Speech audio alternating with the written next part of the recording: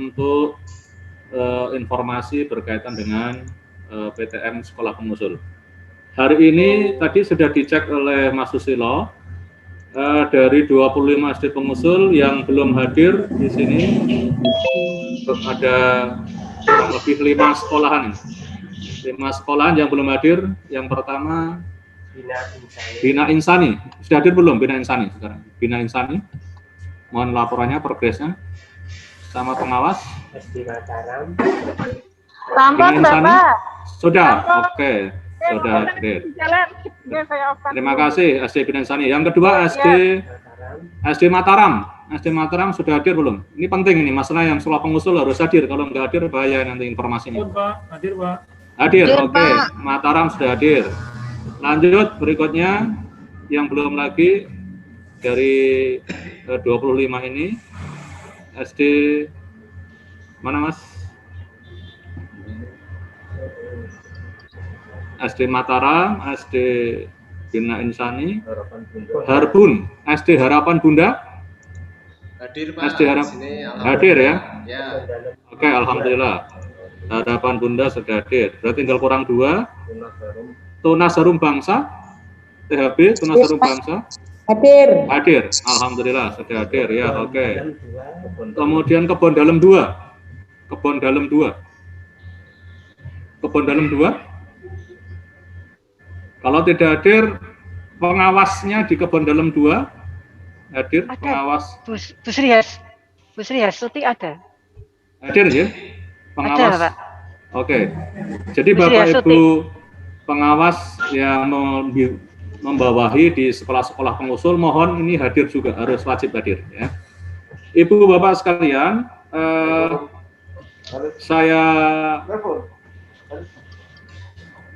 saya coba untuk share screen untuk apakah di layar sudah bisa terbaca? Belum Pak Agus. Belum muncul ya? Baru proses Pak Agus. Sudah Pak, sudah bisa dibaca. Baru. Sudah Pak Agus. Mohon tolong terima Agus kasih. teman-teman itu diambil dulu Agus mic-nya, suaranya masuk nggak karuan Pak Agus. Terima kasih. Oke, informasi untuk teman-teman agar di mute dulu, dimatikan dulu untuk mikrofonnya agar suara bisa didengar untuk teman-teman semuanya. Bapak Ibu sekalian, sudahkah di monitor layar saya terbaca? Oke, sudah Pak Agus. Sudah. Bagus. Agenda hari ini, ya. Sudah. Agenda hari ini yang pertama adalah verifikasi usulan PTM dari SD swasta yang mengusulkan PTM. Yang kedua ada informasi berkaitan dengan belangko ijazah, dan yang ketiga berkaitan laporan-laporan. Nah, untuk beberapa hal ini, yang pertama bagi Bapak Ibu yang hadir di sini khususnya Bapak Ibu Korwas bisa menginformasikan di semua sekolah berkaitan dengan surat edaran Kemendikbud tertanggal 26 Juni tahun 2021 perihal update kesiapan belajar PTM di tahun pelajaran 2021-2022. Maka mohon Bapak Ibu Korsatpen dan Bapak Ibu pengawas untuk menginformasikan di sekolah binaan agar sekolah mengupdate data-data di Dapodik lewat laman sekolah.data.kemdikbud.go.id/kesiapan belajar. Ini informasi yang pertama untuk Bapak Ibu sekolah-sekolah negeri swasta dalam rangka surat edaran Kemendikbud Ristek berkaitan dengan kesiapan belajar di tahun 2021-2022. Mohon bisa diceprek dulu atau ditulis, jadi biar nanti Bapak Ibu untuk menyampaikan informasi ini penting ya.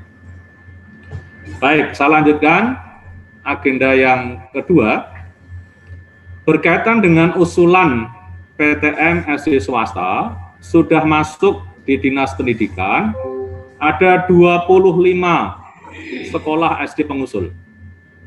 Kalau SD negeri otomatis semuanya rencana Bapak Kepala Dinas dulu setelah PTM uji coba 1, uji coba 2, kemudian rencana uji coba 3 di 12 Juli.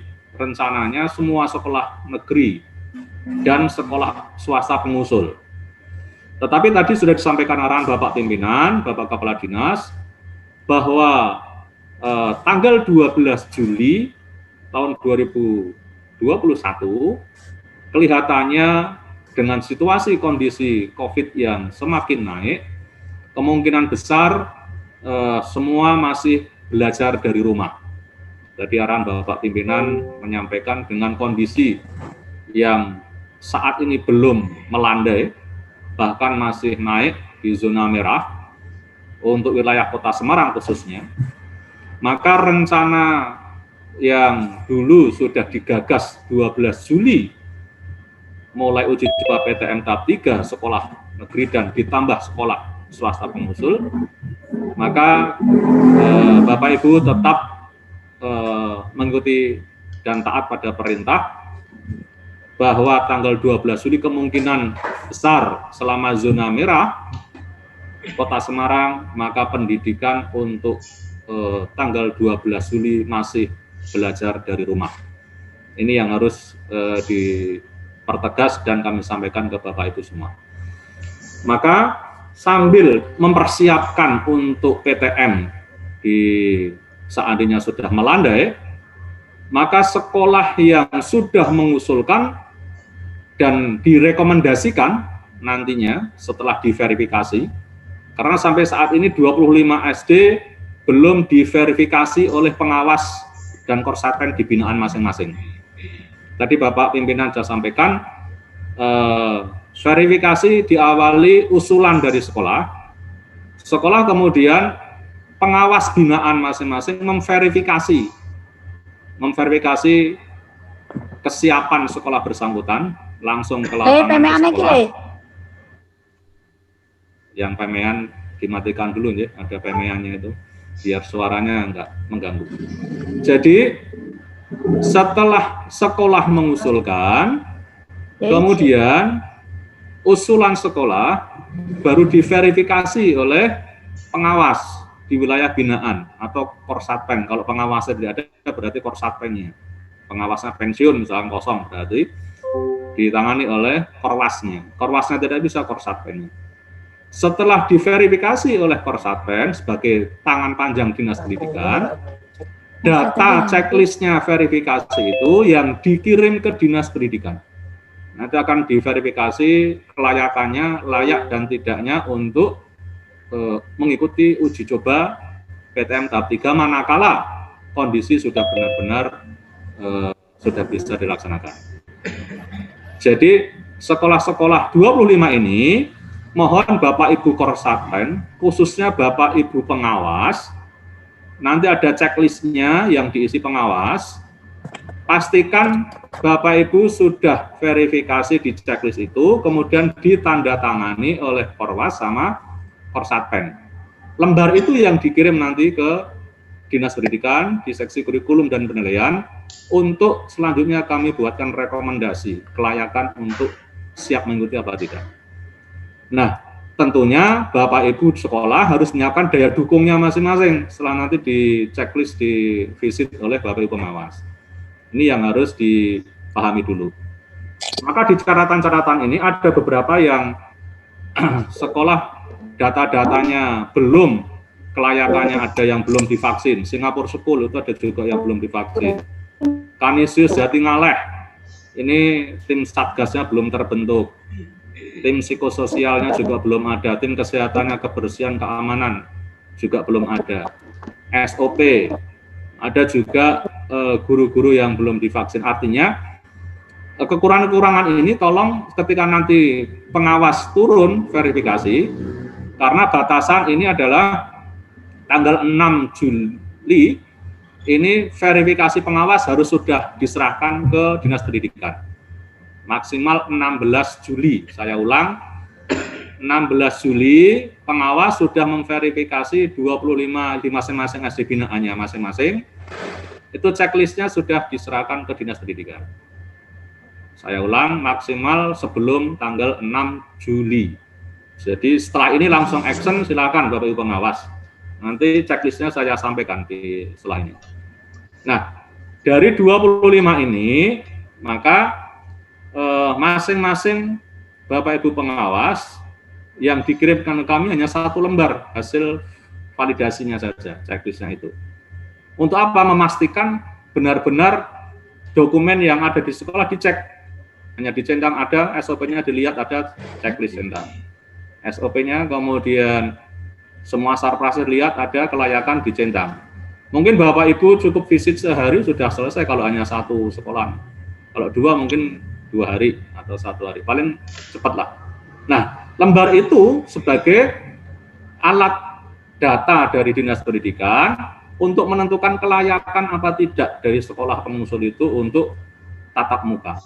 PTM tatap muka seandainya kondisi nanti sudah melandai.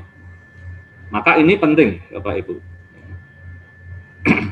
Nah, sekolah yang ada, saya ulang, instrumen yang wajib harus dimiliki sekolah, ini karena yang saya tampilkan adalah yang terakhir, yang instrumen dilakukan oleh eksternal. Ini maka tolong nanti disesuaikan sekolah dengan checklist ini yang ada di sini. Ini yang dilampirkan dalam permohonan untuk pengusul. Karena ini checklist dilakukan oleh ombudsman. Ke eksternal ini semuanya. Maka harapan kami sekolah yang checklist kemarin sekarang direvisi checklist yang terbaru ini, checklist yang update ini, yang akan digunakan checklist ini oleh pihak eksternal. Saya ulang, checklist ini akan digunakan oleh pihak eksternal seandainya nanti PTM manakala diberlakukan. Eksternal yang mana? Baik ombudsman, baik dinas kesehatan, pihak-pihak dinas sosial maupun juga yang berkepentingan. Nanti checklistnya akan menggunakan ini. Apakah sekolah sudah memenuhi periksa dalam laman Dapodik dan persetujuan orang tua? Kalau iya sudah, maka diupdate tadi di Dapodik di laman yang terbaru, diupdate lagi. Hanya sekolah mengisi ya atau tidak dengan dicentang saja. Sarana cuci tangan, wastafel ada ya, berfungsi ya, cukup ya. Disinfektan tersedia ya, centang. Berfungsi masih ya. Ketercukupan ya, kalau ada jumlah diisi jumlahnya, cuci tangan ada 12 misalkan jelas. Masker tersedia dan seterusnya. Hand sanitizer, sarung tangan, sabun, versi toilet dan seterusnya sampai ada simbol-simbol jaga jarak, tempat duduk yang disilang. Nah, semuanya dilihat oleh para pengawas nantinya. Akan diverifikasi apakah sudah ada belum. Nanti verifikasi pengawas akan melihat kalau belum ya di sini tidak akan dicentang, tidak mungkin dicentang oleh pengawas. Karena pengawas verifikasinya sesuai dengan keadaan yang nyata. Saya ulang, Bapak Ibu pengawas nanti memverifikasi data ini yang nyata. Kalau tidak ya tulis tidak, dicentang. Tidak punya tanda-tanda, simbol-simbol ya diisi dicentang tidak. Nah itu untuk verifikasi, betul-betul verifikasi. Yang kedua, sekolah membentuk SK Satgas COVID-19 akan dilihat oleh pengawas. Apakah ada di situ? Kalau ada, ya centang oleh pengawas. Kalau tidak, ya akan dicentang tidak oleh pengawas, oleh verifikatornya pengawas. Sekolah membuat program Satgas, ada. Kalau tidak, ya tidak. Maka ini sekolah penting. Sekolah pengusul penuhi, selama ini belum ada, masih ada waktu. Kalau nanti sebelum diverifikasi, maksimal tanggal 6 penuhi dulu sekolah-sekolah. Ini kalau tanggal 6 para pengawas turun verifikasi, kalau belum ada ya tentunya nanti menjadi bahan rekomendasi dinas. Setelah melihat dari hasilnya para pengawas, ternyata sekolah itu belum layak. Mungkin rekomendasinya belum diikutkan, manakala PTM sudah dibuka, sekolah tersebut mungkin belum bisa mengikuti untuk PTM. Yang ketiga, sekolah memiliki upaya mitigasi untuk kasus konfirmasi COVID. Apakah ada surat kerjasama Puskesmas? Kalau ada ya, kalau tidak ya tidak. Ya. Data murid yang memiliki komorbid ada, kalau ada tulis ada, dan seterusnya. Nah, ini data-data ini yang saya harapkan nanti bisa diisi oleh sekolah dan dicek oleh oleh para pengawas. Ini yang harus saya sampaikan. Nah, sekarang berikutnya checklist yang diisi oleh pengawas. Isinya sama dengan yang diusulkan oleh checklist sekolah. Bedanya yang tanda tangan di bawah, di belakang. Di bawah, paling bawah itu tanda tangannya pengawas dan mengetahui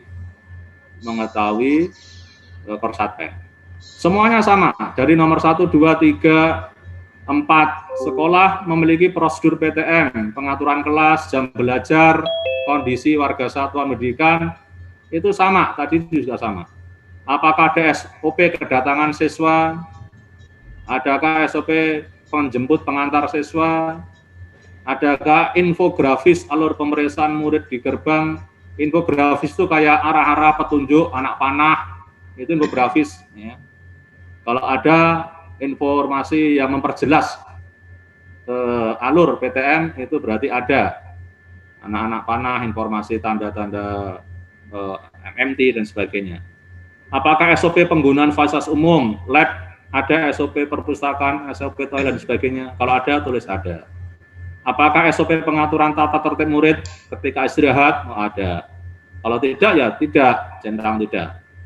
Apakah SOP pembagian belajar di kelas, pemetaan terencana, terisi? Nah, ini yang nanti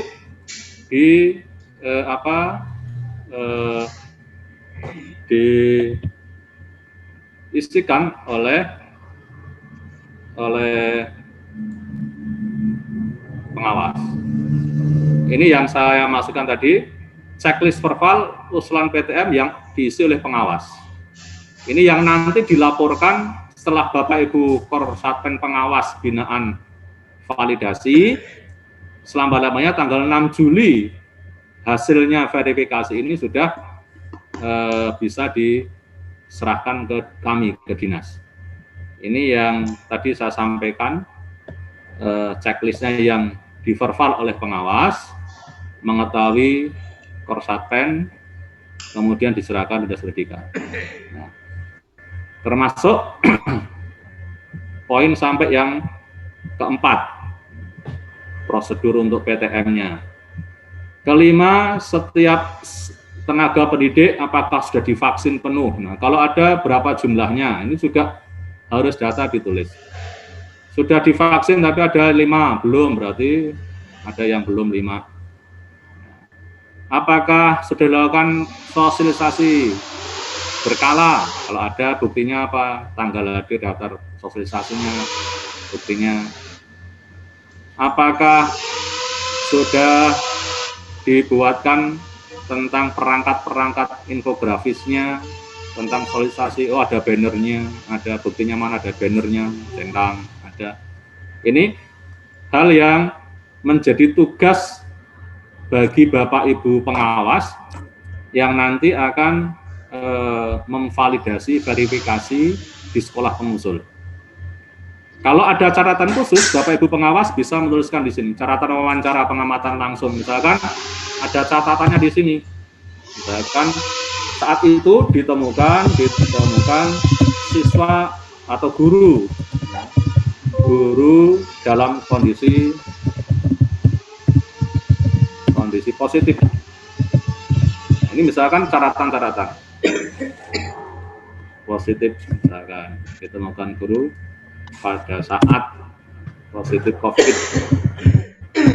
COVID ada 2 orang. Ya, ditulis kondisi saat itu. Kemudian apalagi ditemukan catatan wawancara di situ, misalkan wawancara dengan guru, artinya kaitan dengan jadwal belajar siswa belum dibuat, misalkan. Nah, itu misalkan contoh hasil yang kira-kira urgent penting bisa disisipkan di sini. Ini untuk Bapak Ibu pengawas. Kemudian Semarang, tanggalnya diisi seperti biasa, pengawas, nama pengawasnya siapa, mengetahui korsaptennya siapa. Nah, lembar ini yang nanti harus Bapak Ibu Korwas yang mengirim ke tempat kami sebelum tanggal 6 Juli. Ini sebagai bahan dasar, nanti akan ada verifikasi kelayakan. Kalau memang yang direkomendasikan tidak layak, nanti kami juga dari dinas akan verifikasi kelayakannya karena apa, kekurangannya apa. Atau mungkin yang dirasa diragukan, nanti dinas juga akan merasa ini kok kelihatannya sekolah itu benar-benar ada hal yang belum dipenuhi nih, mungkin akan melihat. Tapi kalau sudah betul-betul dilakukan, akan menjadi bahan rekomendasi dari dinas untuk disampaikan pada pemerintah Kota Semarang. Ini kaitan yang verbal oleh Bapak Ibu pengawas. Jadi ini yang diserahkan pada kami paling akhir tanggal 6 Juli. Sebelum 6 Juli lebih bagus. Nah, yang sekolah-sekolah pengusul, tolong disesuaikan checklistnya ini. Kalau ada hal yang belum ada, segera penuhi. Sehingga Bapak Ibu pengawas nanti verifikasi ke sekolah yang bersangkutan, semuanya bisa terpenuhi semua. Ini yang kaitan dengan sekolah untuk pengusul. Nah, instrumen yang sekolah untuk instrumen usulan PTM, ini yang dibuat oleh sekolah. Sama, isinya sama. Bedanya yang tanda tangan di sini di bawah tidak ada kolom wawancara, tidak ada. Bedanya tidak ada kolom untuk wawancara. Tapi yang tanda tangan di sini hanya kepala sekolah saja. Karena usulan dari sekolah. Ini yang usulannya dari sekolah. Isinya sama, bedanya tidak ada kolom wawancara. Ini harus dipahami dulu. Bedanya di situ, formatnya, checklistnya. Yang kolom ada wawancara itu adalah validasinya milik Korwas atau dari pengawas. Dan nanti akan verifikasi. Ini Bapak Ibu yang berkaitan dengan kegiatan PTM. Maka tadi disampaikan oleh Bapak Pimpinan, selama zona merah atau orange, semua siswa masih belajar dari rumah. Ini yang menjadi catatan. Tanggal 12 Juli tetap menunggu instruksi pemerintah Kota Semarang. Selama kondisi Kota Semarang masih zona merah, maka semua siswa belajar dari rumah. Nah, yang ketiga adalah alur usulan PTM tadi. Sekolah sudah mengusulkan, 25 sudah sampai di dinas usulannya, tinggal tahapan verifikasi ini yang belum. Maka verifikasi nanti maksimal tanggal 6 Juli, itu verifikasi checklist tadi yang ada akan dilihat sekolah langsung oleh pengawas binaan masing-masing. Pengawas akan turun, nanti yang mengatur kapan waktunya, kita serahkan kepada Bapak Ibu pengawas, rentang waktu hari ini 30 sampai maksimal 6 Juli. Silakan di sela-sela waktu itu Bapak Ibu pengawas yang menentukan untuk verifikasi ke sekolah pengusul. Kemudian setelah itu dikumpulkan ke dinas maksimal 6 Juli tadi, lembaran hasil verifikasi pengawas. Nanti dinas yang akan menentukan disetujui atau ditolak setelah melihat pertimbangan-pertimbangan dari hasil verifikasi itu. Ini kaitan dengan PTM. Yang kedua, Bapak Ibu, informasi kaitan dengan belangko ijazah. Nanti akan ada rapat khusus untuk penulisan belangko ijazah. Rencana insya Allah tanggal 9 Juli, nanti Jumat depan lagi. Nah, untuk yang tahap ini adalah belangko ijazah sudah dikirim ke Dinas Pendidikan. Hari kemarin itu sudah dikirim ke Dinas Pendidikan. Maka pengambilan belangko ijazah untuk Bapak Ibu Korwas atau Korsatpen bisa memenuhi sesuai dengan jadwal yang ada. Jumat besok tanggal 2 Juli ini sudah dimulai tahap 1 pukul 8.30 sampai 9.30. Ini untuk pengambilan belangko ijazah Korsatpen Mijen, Gunung Pati, Semarang Selatan, Genuk, Semarang Timur, Semarang Utara, Semarang Tengah, dan Barat. Ini untuk pengambilan belangko ijazah 8.30 sampai 9.30. Kemudian yang tahap 2 itu 9.30 sampai 10.30. 8 kecamatan yaitu Tugu, Gayam Sari, Candi Sari, Gajah Mungkur, Pedurungan, Tembalang, Banyumanik, dan Ngalian. Ini pada sesi yang kedua untuk pengambilan. Yang mengambil siapa? Yang mengambil Bapak Ibu Korsatpen dan Korwas. Karena nanti ada berita acara yang harus ditandatangani. Jadi pengambilannya Bapak Ibu Korsatpen dan Korwas. Karena jumlahnya tentunya sesuaikan dengan masing-masing. Kalau Bapak Ibu mohon ya bisa membawa mobil lah. Nanti kalau sepeda motor khawatirnya kalau tercecer belangkonya jatuh atau gimana kan repot. Karena dokumen untuk anak-anak semuanya. Yang berikutnya saat pengambilan nanti di tanggal 2 Juli kalau Bapak Ibu dirasa cukup sendirian satu mobil dengan pendamping ya dengan Korwas hanya berdua ya silakan. Pada prinsipnya aman bisa sampai di tempat. Kemudian setelah itu dalam waktu seminggu atau secepatnya setelah diterima nanti Bapak Ibu Korsatpen Korwas setelah menerima belangko satu kecamatan itu segera nanti mendistribusikan ke sekolah-sekolah. Jadi saya ulang, setelah Jumat, nanti rentang waktunya diatur, Jumat tanggal 2 Juli sampai maksimal tanggal 8 Juli itu sudah selesai didistribusikan ke sekolah-sekolah. Karena munggah besok le, tani. Yang mengatur siapa? Mulai ke jajan adimu. Dari Korsatpen dan Korwas. Nah, itu yang nanti berkaitan dengan belangko. Nah, yang harus diserahkan nanti kepada kami, Bapak Ibu Korsatpen Korwas, bukti penyerahan belangko ijazah ke sekolah. Nanti formatnya Bapak Ibu buat, prinsipnya ada kopnya, kop Korsatpennya masing-masing. Kemudian formnya nanti saya kirim juga, tapi sebagai informasi dulu. Isinya di situ ada nomor, kemudian kecamatan, kemudian nama sekolahnya, kemudian nomor ijazahnya berapa sampai berapa, serinya, dan jumlahnya berapa. Terus tanda tangan. Itu yang format yang nanti diserahkan kepada kami. Jadi nanti form saya kirim lebih lanjut. Itu yang kaitan dengan belangko ijazah. Sehingga harapannya maksimal 6 hari setelah diterima belangko dari kota itu sudah diterima di sekolah masing-masing. Kemudian Jumatnya tanggal 9-nya sosialisasi tentang penulisan ijazah.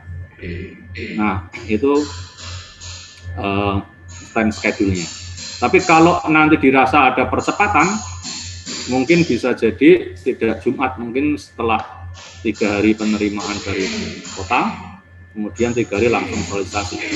Tentu nanti kondisi yang berkaitan dengan pelaksanaan. Rencananya begitu. Jadi kalau tidak setelah 6 hari, tapi kalau nanti 3 hari setelah itu ada informasi lebih lanjut. Data penulisan kesalahan ijazah tahun 2020 yang tahun kemarin, ini review. Sebagai review tahun kemarin, alhamdulillah masih ada teman-teman kita yang konsen di penulisan ijazah. Di Korsatpen Genuk alhamdulillah 0 tingkat kerusakan untuk kesalahan tulis ijazah. Ini yang salah tulis, bukan yang rusak karena saat pengiriman. Ini adalah review rekap tahun 1920, kondisi salah tulis dari human error-nya, bukan pada fisik material yang rusak, bukan.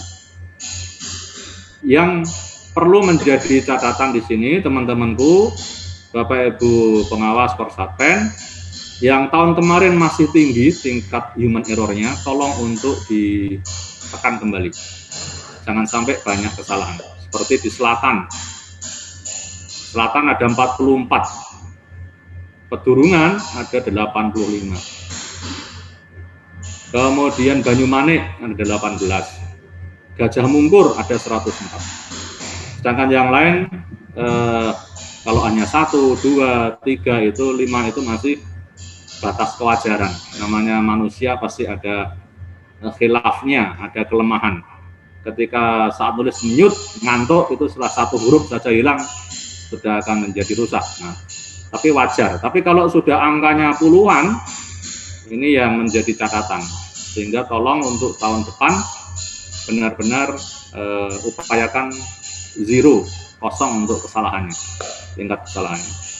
Ini terima kasih teman-teman yang tahun kemarin sudah bagus. Barat, Gunung Pati, terlebih Genuk itu bagus sama sekali. Ngalian, Candisari, Mijen, Tugu, Tembalang, Timur, Gayam Sari, Utara, dan Tengah. Mudah-mudahan dipertahankan lagi, bisa sampai ditekan untuk angka kesalahan. Seandainya ada kesalahan, Bapak Ibu, besok, segera langsung usulan. Jangan ditunda-tunda. Selama batas sebelum 6 bulan, maksimal setelah diterima belangko itu, jika ada kesalahan segera usulkan. Nanti akan kita proses. Tapi tentunya melalui verifikasi yang tingkat kesalahannya tadi, tidak asal mengusulkan. Kronologisnya bagaimana kesalahannya, tingkat kesalahannya, sampai sesuai dengan prosedurnya. Maka harapan kami nanti ke depan akan lebih baik. Ini sekedar informasi, nanti akan lebih detail saat kita sosialisasi penulisan ijazah di 9 Juli. Semoga tidak ada perubahan.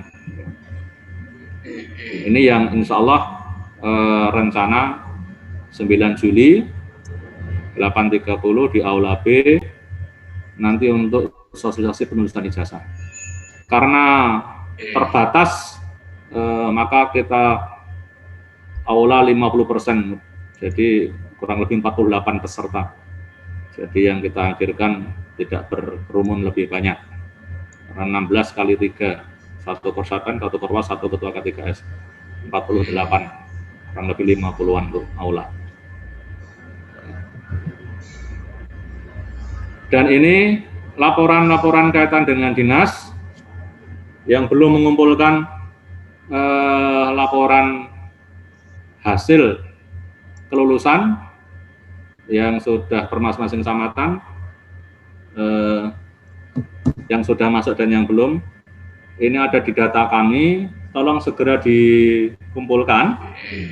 Untuk Korsatpen yang belum mengumpulkan laporan khususnya yang fisik maupun yang berupa Excel yang dikirim ke seksi kurikulum @gmail.com yang dibuat dalam folder. Setiap kecamatan 1 folder. Ini yang belum masuk di sini. Di antaranya ada beberapa kecamatan. Nanti segera di catatan kami masih banyak Korsatpen yang belum mengumpulkan. Saya bacakan aja. Untuk rekapnya, printout dan softfile, ini semua Korsatpen belum mengumpulkan. Ini dari Mijen, Gunung Pati, Semarang Selatan, Genuk, Timur, Utara, Tengah, Barat, Tugu, Gayam, Candisari, Gajah Mungkur, Pedurungan, sampai Ngalian. 16 kecamatan ini masih belum semuanya. Yang Excel yang satu folder isinya semua SD negeri swasta. Ini belum dikirim ke tempat kami. Termasuk untuk printout-nya untuk rekap kelulusan. Ini yang sudah per sekolah itu printout-nya sudah. Printout per sekolah sudah dari masing-masing kecamatan. Tetapi yang rekap soft file-nya yang satu folder itu berisi masing-masing semua sekolah per kecamatan itu juga belum.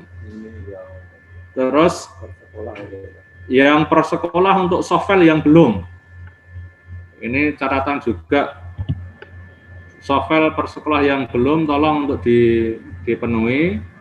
Yang pertama dari Mijen. Ini ada yang belum dipenuhi. Mijen Gunung Pati ini belum. Kemudian Gunung Pati, kemudian Tugu, Gayam Sari, Sari, Banyumanek. Ini tolong data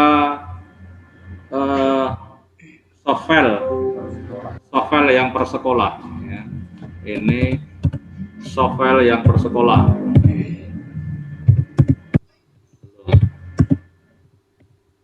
Sedangkan yang tidak disebut di sini berarti sekolah sudah mengirimkan.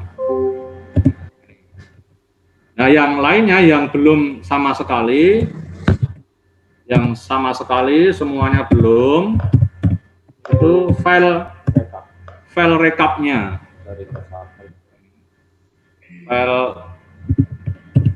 Filenya belum yang berupa file rekap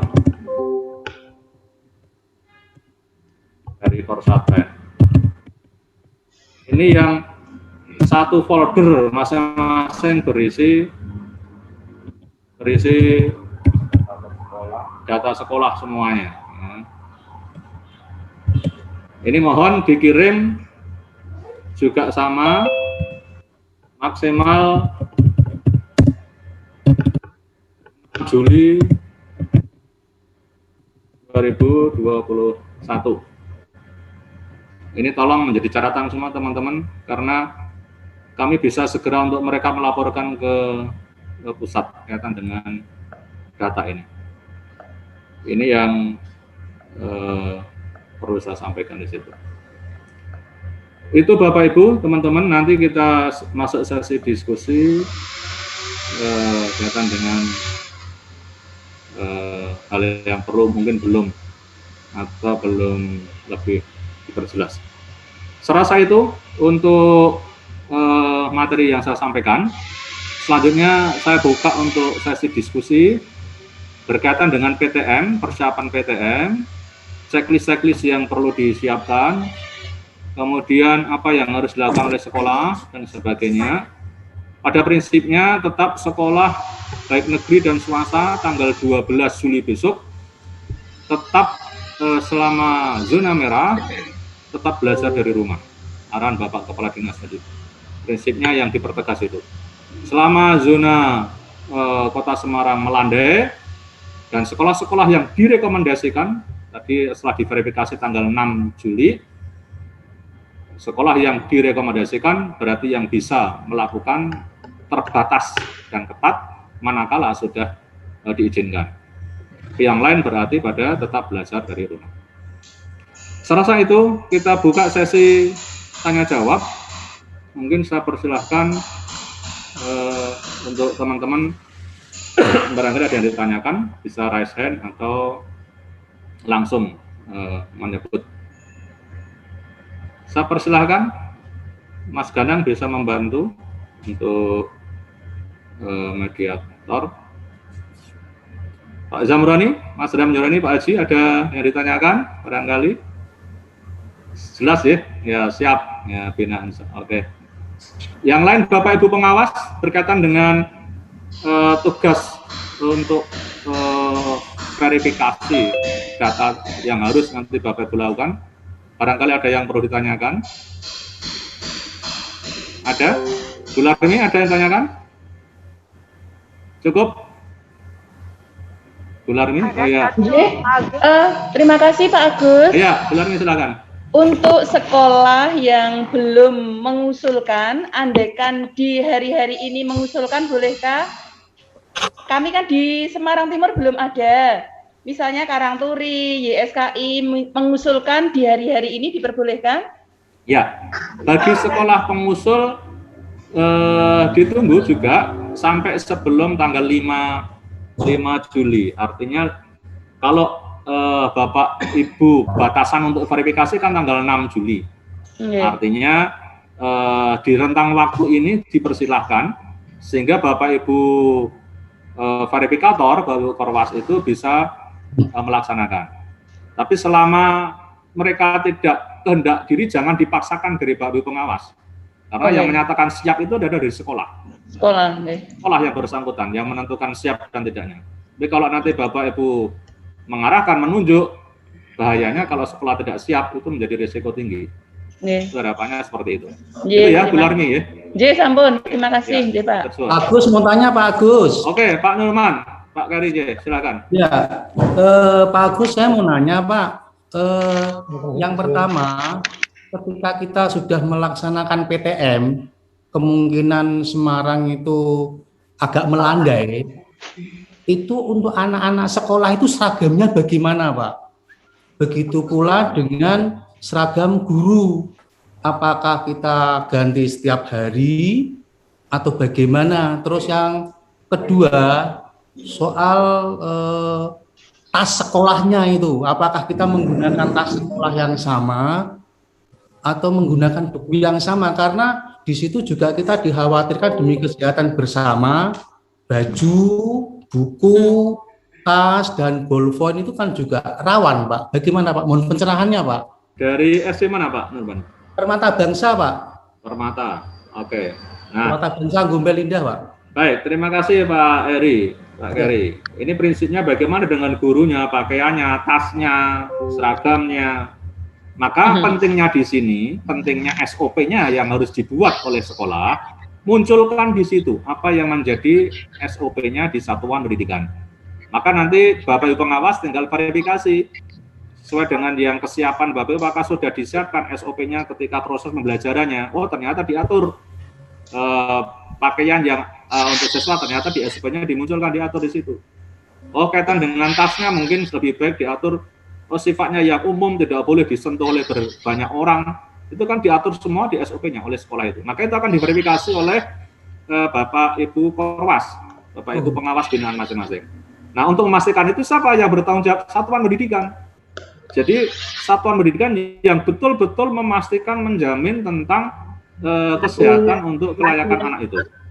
Jadi akan diverifikasi oleh Bapak Ibu Korwas, pengawas sesuai instrumen tadi, dan Bapak Ibu SOP-nya pastikan itu dibuat.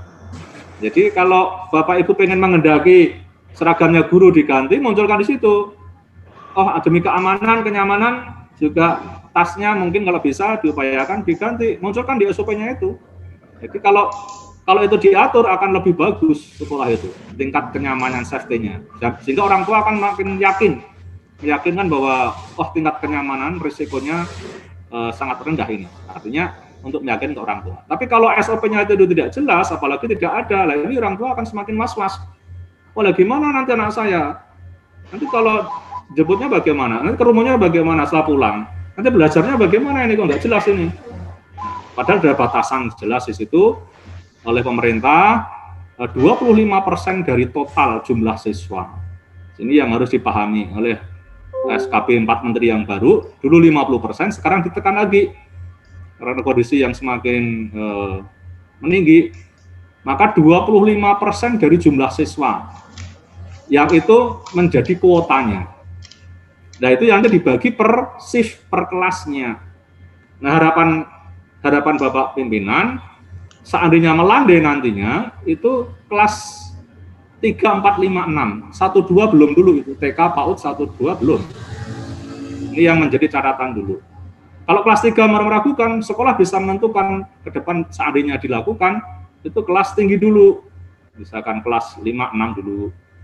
4 mungkin masih belum, kalau bisa yang 4, 5, 6 sudah berani menjamin dengan kondisinya. Tapi kelas rendah 1, 2 diharapkan belum dulu, itu masih BDR, belajar dari rumah, termasuk PAUD TK. Ini seandainya kondisi nanti melandai dan kondisinya bisa untuk PTM. Tetapi selama kondisinya Kota Semarang masih grafiknya naik, masih zona merah, tentunya wajib semuanya belajar dari rumah. Ini yang harus ditekankan. Jadi gitu Pak Heri dari Permasa Bangsa, ya. Ya, terima kasih Pak. Oke, terima kasih. Yang lain saya persilahkan. Matur bagus. Oke, dari SD Darul. Oke, silakan. SD Darul Muawadah ya. Wahidin ya. Pak mau tanya, berarti meskipun nanti PTM tanggal 12 belum boleh karena Semarang masih zona merah, tapi persiapan tetap kami laksanakan ya. Itu yang pertama.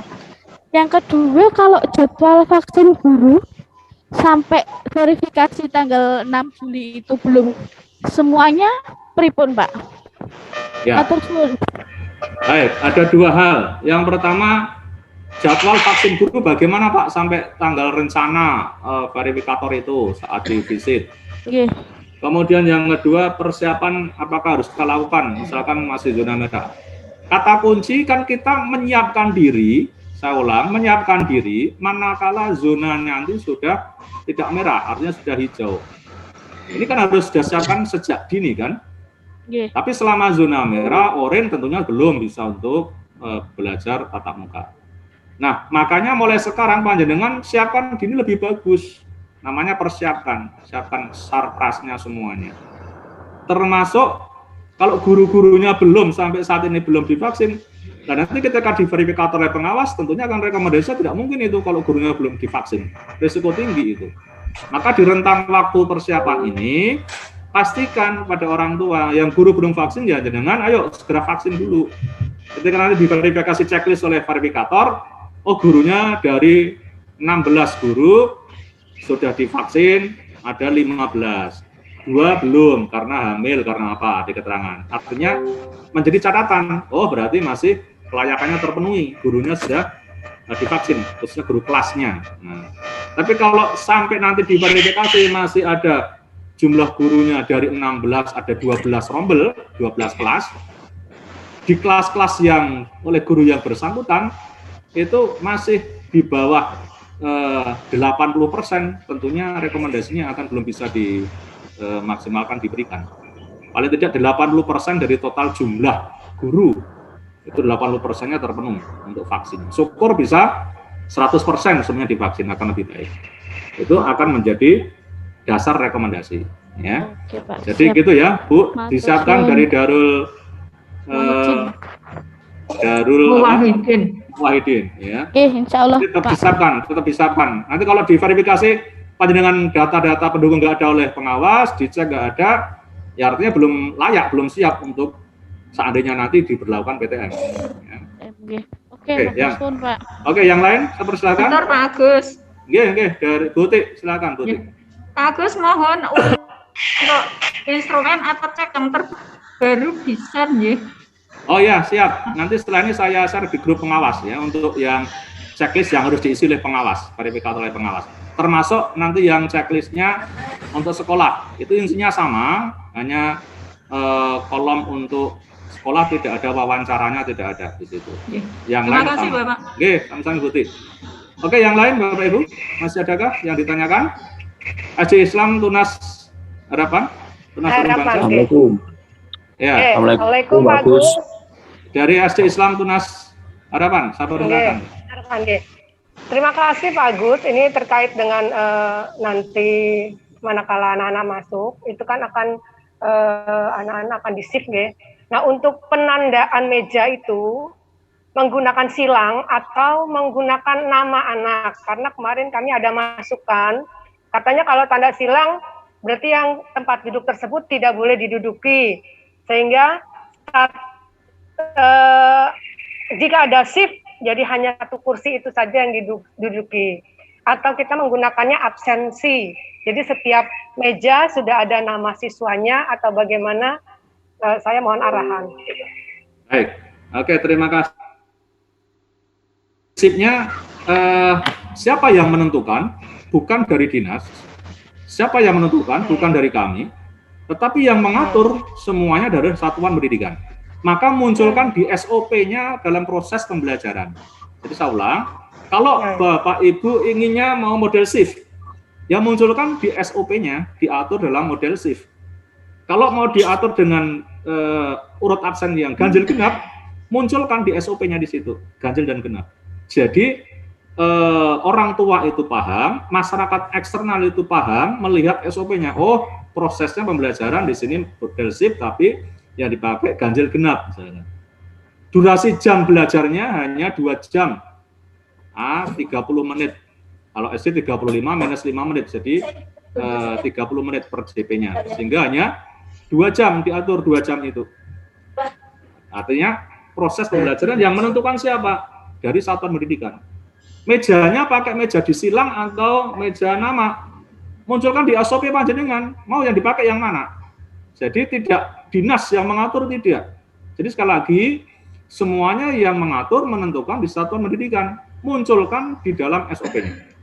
Jadi kalau inginnya SOP-nya di situ panjenengan pengen dengan model nama, biar nggak berganti-ganti, ya oke, munculkan di SOP-nya. Bahwa meja yang diduduki anak, terus jadi adalah sesuai dengan nama. Nah, peserta didik. Tapi kalau tidak, panjenengan hanya pakai silang, posisi kursi meja yang disilang tidak boleh di bla bla bla. Artinya sesuai dengan kondisi yang ada di sekolah. Maka siapa yang membuat? Yang membuat sekolah, yang menentukan buat dalam SOP-nya. Jadi kata kunci, SOP-nya proses pembelajaran, SOP layanan perpustakaan, SOP saat istirahat, SOP saat mereka masuk sekolah, SOP saat mereka pulang sekolah, itu diatur oleh satuan pendidikan, oleh sekolah semuanya mengatur. Nah yang bahaya kalau itu tidak ada ketika divisitasi, diverifikasi tidak ada, berarti belum layak, itu belum siap. Karena SOP-nya, kesiapannya belum terpenuhi semuanya. Anak mau masuk sekolah juga belum ada, fasilitas rambu-rambunya juga belum ada. Nanti Bapak pengawas ketika verifikasi, validasi ya tentunya tidak mungkin itu rekomendasinya akan munculkan sekolah layak, itu tidak mungkin. Di catatan wawancara hasilnya mungkin tidak akan muncul itu. Tapi kalau panjenengan sudah penuhi semuanya, dan itu tentunya ketika diverifikasi oleh pengawas, ada semuanya, standar kelayakannya ada. Mungkin rekomendasinya di catatan oleh pengawas di hasil wawancara kolom itu, sekolah layak untuk diusulkan dalam PTM, uji coba PTM. Ini yang harus dipahami adalah satuan pendidikan. Jangan eksternal, panjenengan sendiri ini yang harus pahami. Jangan terpancang eksternal. Loh, SD saya, SD sana pakai nama kok. Tanggung ikut tergantung. Itu jangan seperti itu. Semua mandiri dari sekolah. Gitu ya, Bu, dari Tunas. Pak. Oke. Yang lain saya persilakan dari Pak Raharjo ini. SD mana, Pak? Nasima, Pak. Assalamualaikum. Assalamualaikum warahmatullahi wabarakatuh. Agus, Matur nuwun. Mungkin ada 3 pertanyaan Agus. Yang pertama tadi terkait dengan yang disampaikan Ibu dari SD yang barusan, SD mana tadi Pak Agus? SD Tunas Harapan. Tunas Harapan yang menyampaikan terkait dengan memang tadi di checklist menyebutkan ada penandaan tempat duduk yang disilang. Mungkin saya menanyakan juga bahwa kalau seandainya di kelas itu kita meniadakan tempat duduk yang bersilang, alias di kelas tersebut kita menyiapkan kursi yang hanya sebatas 25% ataupun 25% itu bagaimana? Apakah itu diperbolehkan atau tidak? Itu yang pertama. Terus kemudian yang kedua, ini juga banyak kita masukan-masukan dari orang tua murid terkait dengan kondisi yang sekarang ini, bahwa COVID itu tidak menyerang orang-orang dewasa saja, umur yang, tetapi balita, dari balita sampai orang lansia saja itu sudah terjangkit oleh COVID. Itu bagaimana terkait dengan pelaksanaan pembelajaran tatap muka seperti itu? Karena memang orang tua yang terkait dengan itu, apakah tetap kita lanjutkan atau bagaimanakah? Kalau guru-guru semua mungkin sudah harus divaksin, gitu. Apakah anak nanti juga harus divaksin dulu atau bagaimana? Karena dengan pertimbangan-pertimbangan seperti itu. Kemudian yang ketiga, ini juga kemarin sempat ada beberapa teman dari sekolah swasta yang menanyakan, Pak, kok harus swasta itu mengusulkan pembelajaran tatap muka itu harus bagaimana Pak? Kok negeri kok tidak seperti itu? Jadi Ini mungkin pertanyaan-pertanyaan yang menggelitik, tetapi saya tidak bisa menjawabnya. Jadi karena mungkin kalau nanti saya menjawabnya salah, takutnya nanti tidak berkenan oleh pihak dari dinas seperti itu. Mungkin nanti bisa dijelaskan agar nanti saya bisa menyampaikan ke teman-teman beberapa swasta yang kemarin belum sempat untuk mengusulkan, juga kaget kok tidak mengusulkan barang apa Pak, nah, seperti itu. Saya kira itu Pak Agus, matur nuwun. Assalamualaikum warahmatullahi wabarakatuh. Waalaikumsalam warahmatullahi wabarakatuh. Baik, terima kasih Pak Raharjo dari Nasima. Ada 3 hal poin yang perlu untuk diberikan penjelasan. Yang pertama, Pak, kalau di sekolah saya tidak ada yang tanda silang tidak saya pakai, tapi yang ada per anak per meja sesuai dengan 20% kapasitas. Itu yang diharapkan. Kalau hanya mejanya satu desk satu anak itu malah bagus. Yang disilang itu karena mejanya bangkunya biasanya untuk 2 anak. Ini yang banyak terjadi di situ. Tapi kalau di meja Pak Raharjo, anak siswa itu 1 desk 1 meja 1 anak itu yang diharapkan kapasitas 25% di kuota di sekolah di kelasnya. Itu yang pertama. Jadi boleh kalau pakai 1 meja 1 anak itu yang diharapkan. Yang kedua, bagaimana kondisi saat ini yang tidak menentu. Justru itu, maka tadi Bapak Pimpinan Kepala Dinas sampaikan, selama ini karena kondisi Semarang masih darurat, masih grafik naik terus, maka ketika sampai nanti tanggal 12 pun, anak tetap belajar dari rumah. Kalau kondisi masih naik terus, yang kondisi tidak menentu ini. Maka selama pemerintah Kota Semarang dalam hal ini Satgas Covid Semarang belum mengizinkan untuk pembelajaran tatap muka, ya maka semua sekolah negeri swasta di SD khususnya tetap untuk belajar dari rumah. Melihat situasi kondisi yang tadi disampaikan oleh Bapak Pimpinan, kelihatannya 12 ini masih belum memungkinkan dengan kondisi yang saat ini darurat ini. Kemudian bagaimana dengan anak-anak ini yang tidak menentu karena kondisi COVID sekarang ini? Maka itu tingkat keamanan dan memastikan kepada orang tua ini sangat hati-hati. Kalau memang anak atau orang tua tidak mengizinkan, mohon tadi yang masih ada suara dimatikan dulu ya untuk mikronya.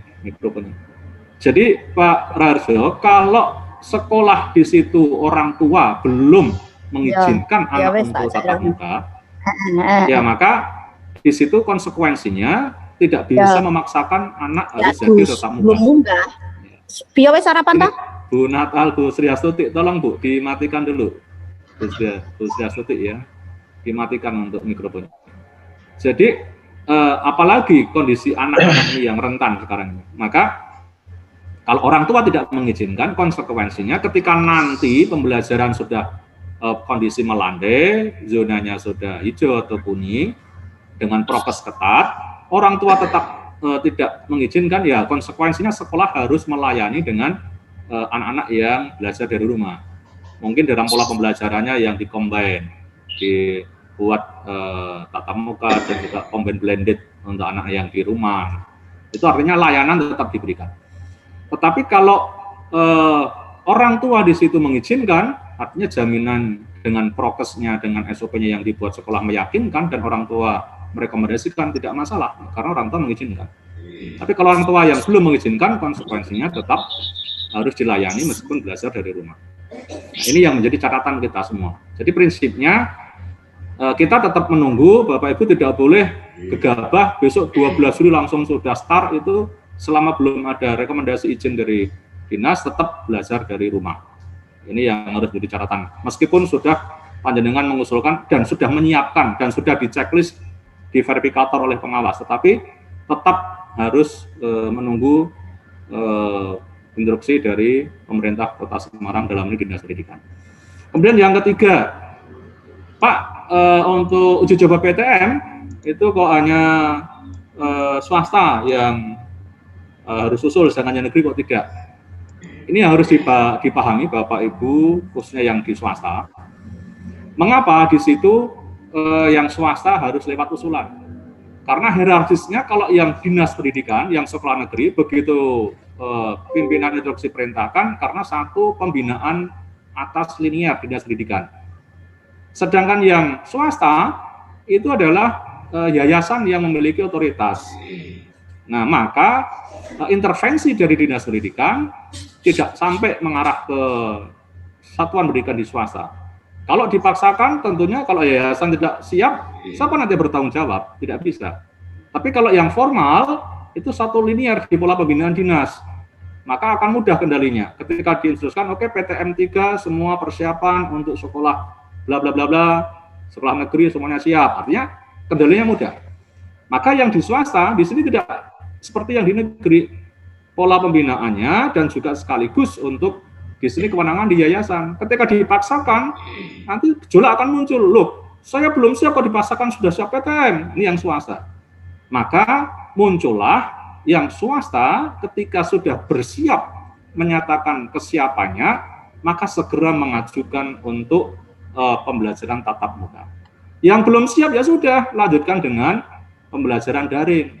Karena tidak akan berisiko, karena memang kesiapan ketercukupan sarprasnya belum siap. Karena sarprasnya juga belum terpenuhi. Ini yang variabelnya berbeda antara swasta yang satu dengan yang lain. Maka swasta pengapa harus lewat usulan. Itu Pak Raso yang harus dipahami. Jadi sekolah-sekolah swasta tentunya karena berbeda variabelnya, tingkat sarprasnya, orang tuanya, miliunya, siswanya, kemudian pola pikir orang tuanya, SDM-nya akan berbeda. Maka sekolah swasta yang sudah siap, pastikan siap ya oke, starting dulu. Yang belum, ya sudah harus belajar di rumah dulu. Ini filosofinya landasan seperti itu. Jadi tidak ada Bang Cide, Bang Ciladan, tidak ada. Sebetulnya karena kita hanya berpikir untuk keselamatan anak bangsa. Nanti kalau dipaksakan semua, yang swasta yang tidak seperti Nasima, nanti yang bertanggung jawab siapa itu? Padahal belum siap. Sarprasnya, macam-macam segalanya. Nah ini pertimbangan. Karena yayasan semua yang di situ sebagai kontrolnya. Ini ya Pak Darso ya, jadi bisa dipahami pada sekolah swasta semuanya, jadi mengapa kok harus usulan, karena seperti itu pola alur pembinaannya. Oke, yang lain saya persilahkan, barangkali masih ada. Turun, bagus. Oke, Pak Darso, terima kasih. Yang lain saya persilahkan, barangkali masih ada. Saya Pak Agus. Oke, dari Al-Azhar 29, saya persilahkan. Assalamualaikum warahmatullahi wabarakatuh. Waalaikumsalam warahmatullahi wabarakatuh. Pak, sebentar ya. Yang menjadi pertanyaan adalah saat ini kasus COVID itu klasternya banyak di keluarga dan tetangga. Nah, kemudian misalkan nanti sudah melandai suatu sekolah itu membuka PTM terbatas, ada salah satu guru yang dia terkonfirmasi positif COVID bukan dari sekolah, tapi dari rumah atau dari keluarga atau dari tetangga. Nah, apakah sekolah yang PTM terbatas ini wajib otomatis harus di lockdown atau hanya cukup gurunya saja, Pak? Karena insya Allah kalau di sekolah kita percayalah udah rutin menyiapkan segala sarpas segala macam gitu. Terima kasih, Pak. Baik, terima kasih dari Al-Azhar 29. Pak, bagaimana ini kaitan dengan klaster permasalahan seandainya muncul, seandainya itu sudah melandai, Pak, kita sudah melakukan uji coba PTM, ternyata ada guru ini yang terkena COVID, mungkin di luar dari sekolah, klaster sekolah. Nah, bagaimana tidak lanjutnya, Pak? Nah, di sini menjadi kepekaan di satuan pendidikan. Manajer kepala sekolah harus full peka, tanggap responsif. Responsif seandainya ada salah satu guru yang terpapar ketika proses pembelajaran di situ, artinya demi keselamatan kenyamanan anak bangsa, manajer kepala sekolah harus mengambil peran dan sikap tegas. Misalkan sementara karena ada yang terpapar, kemudian siapa yang menentukan di situ? Sekolah bisa menentukan memberhentikan atau dinas pendidikan yang ketika dapat laporan langsung berhentikan untuk proses pembelajaran tatap muka. Jadi prinsipnya kalau tidak ada progres laporan ke dinas, otomatis kan dinas tidak tahu. Tapi kalau sekolah sudah paham, ini membahayakan, langsung diberhentikan di pembelajaran kembali ke daring, kemudian progres laporan ke dinas. Pak, kami sekolah kami kembalikan pada belajar di rumah karena kondisi yang terpapar sekian, laporan ke dinas, sehingga eksekusi sudah diambil alih oleh satuan pendidikan. Tapi kalau tidak ada laporan dan sekolah masih melaksanakan, tapi ada yang laporan ke dinas bahwa guru itu terpapar, sekolah masih melakukan PTM, bisa jadi dinas ambil alih sikap untuk diberhentikan PTM, karena itu menyangkut kerawanan untuk keselamatan anak-anak bangsa semua. Itu ya Pak Jamal, Pak Azhar ya. Berarti meskipun guru yang terpapar ini sudah isoman pun itu ya Pak ya.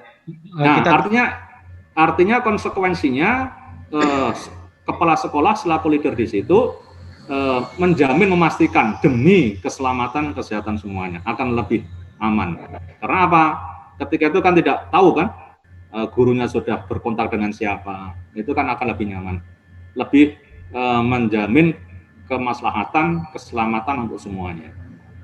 Itu oke? Baik, terima kasih. Yang lain saya persilahkan. Mohon izin Bapak. Masih ada waktu? Masih ada waktu? Oke, harapan Bunda ya. Terima kasih atas kesempatannya.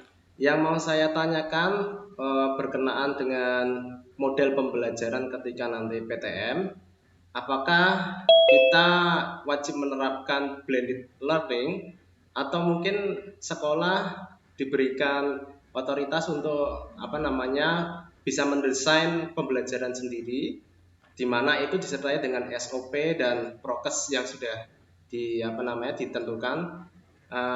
Harapannya lebih fleksibel seperti itu Bapak. Terima kasih, itu pertanyaan dari kami. Oke. Baik, dari SDIT Harapan Bunda. Pak, bagaimana, apakah kita diperkenankan membuat pola model yang di luar dari blended, yang didesain sendiri? Justru itu Bapak Ibu Kepala Sekolah semuanya, Kepala Sekolah, guru diberi kewenangan merdeka di dalam proses pembelajaran. Merdeka di dalam proses pembelajaran bagaimana agar proses pembelajaran berlangsung dengan baik. Kalau Bapak Ibu ada orang tua yang belum mengizinkan, berarti wajib hukumnya di situ harus dilayani. Kalau seandainya sekolah melakukan tatap muka, tapi ada orang tua yang belum mengizinkan anaknya. Nah, maka tentunya kombinasi yang dilakukan Bapak Ibu silahkan. Anak yang orang tuanya tidak setuju, tetapi bisa mengikuti proses pembelajaran. Oh, pola pembelajarannya panjenengan kombinasi dengan blended learning. Oh Pak, saya di luar itu, saya kombinasi lagi dengan model yang baru. Silahkan. Itu justru inovasinya muncul merdeka belajar penuh oleh para gurunya. Karena ciri khas merdeka belajar itu akan muncul kalau banyak tanya siswanya, banyak coba, dan banyak karya.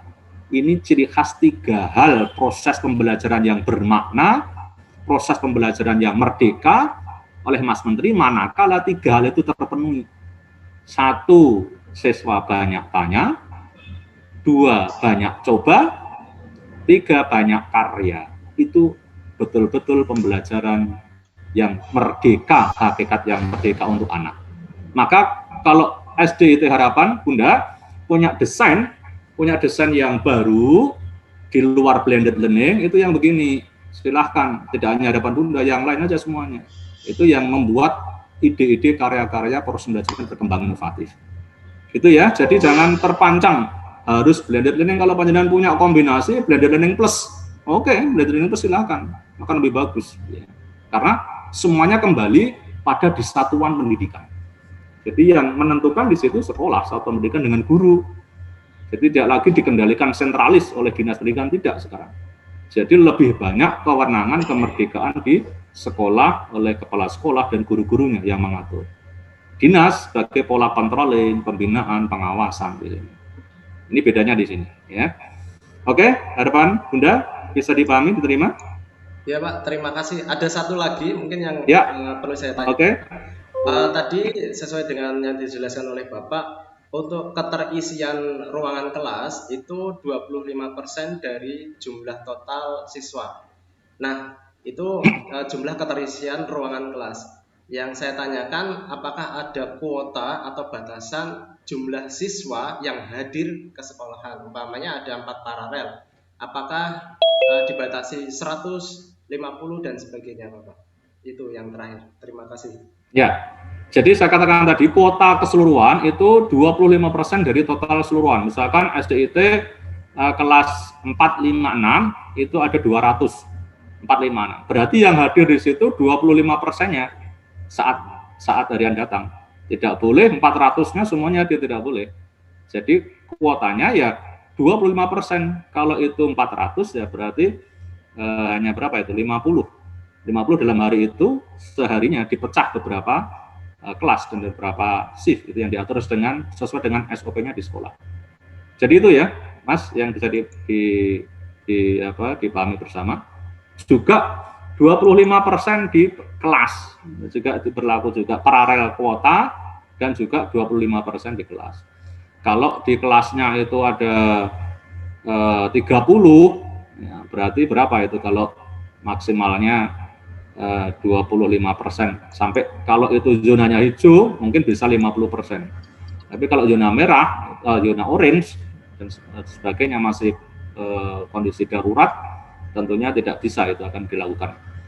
Jadi prinsipnya tidak lebih dari 50% kapasitas untuk kelasnya, antara 25 sampai 50.